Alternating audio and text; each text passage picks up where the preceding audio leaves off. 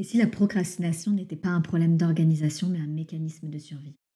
Et si ce n'était pas votre paresse, mais votre inconscient qui vous protège de votre propre grandeur?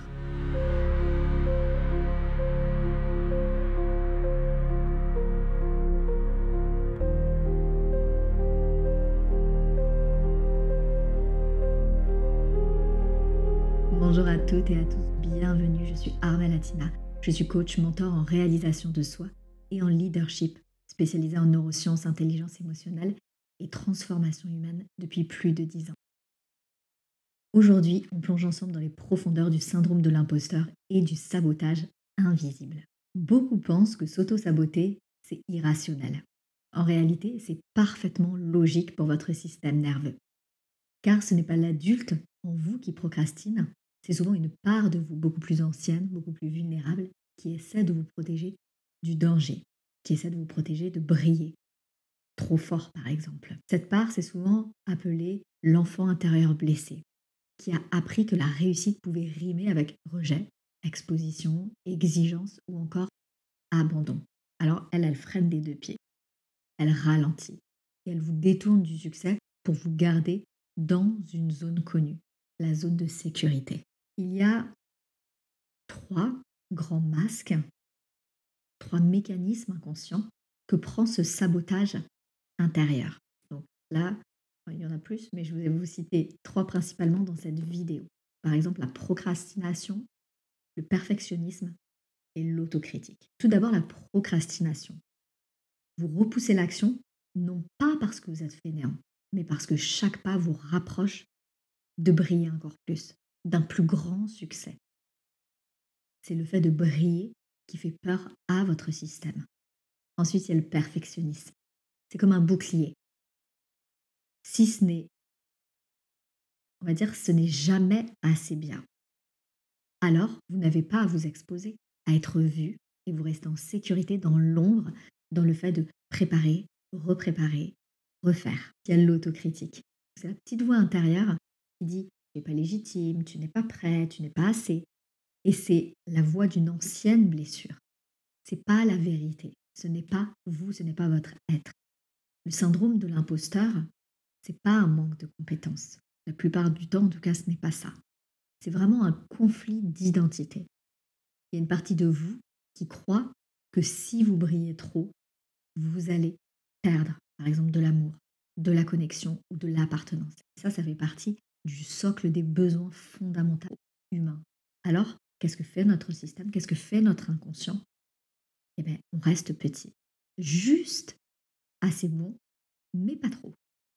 Et beaucoup de leaders ont cette croyance ancrée. Si je réussis pleinement, je serai seule. Je vais changer. Je vais être rejetée.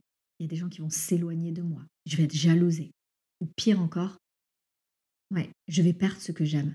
C'est là que le corps, il freine inconsciemment la manifestation de votre plus haut potentiel. Alors qu'est-ce qu'on fait avec tout ça?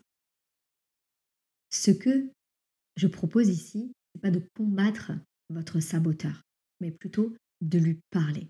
Déjà, de pouvoir l'identifier. Je vous invite vraiment à prendre un instant, à fermer les yeux. Bien sûr, vous êtes installé dans un endroit où vous vous sentez en sécurité, où vous êtes au calme. Puis vous pouvez visualiser cette part de vous qui procrastine. Donnez-lui une forme, par exemple, une voix, une couleur. Vous pouvez lui demander: que cherches-tu à protéger? Et écoutez, vous serez surpris. Peut-être que ça ne viendra pas tout de suite, parce que pour certains, il faut peut-être un petit peu plus d'entraînement. Ce n'est pas forcément une voix qui va vous répondre. Ça peut être juste un ressenti, ou quelques heures après, une image, un mot, quelqu'un qui va vous parler une phrase qui va faire du sens pour vous. Donc ce dialogue ouvre vraiment cette coopération intérieure, cette acceptation. Vous n'avez pas besoin d'écraser cette part. Vous avez juste besoin de l'honorer, de l'écouter et de la réintégrer, petit à petit, à votre rythme.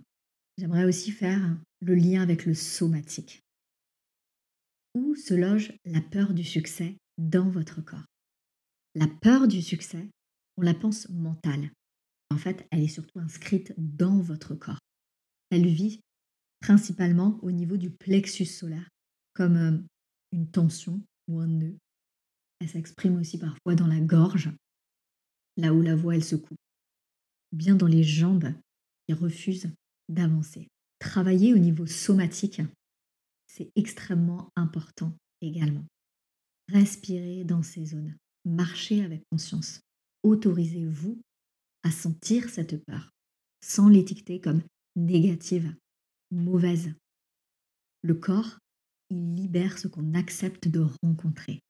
Donc pour conclure, c'est pas le succès qui vous fait peur, c'est ce que vous pensez qu'il va vous coûter. Et si vous pouviez réussir tout en restant connecté, aimé et libre? Et si vous pouviez habiter votre puissance au lieu de la fuir? C'est exactement ce qu'on a vu aujourd'hui. Donc si cette vidéo, elle a réveillé quelque chose chez vous, abonnez-vous parce qu'ici, on continue à parler de l'éveil de votre plus haut potentiel, comment lever, libérer petit à petit les plafonds qui vous limitent.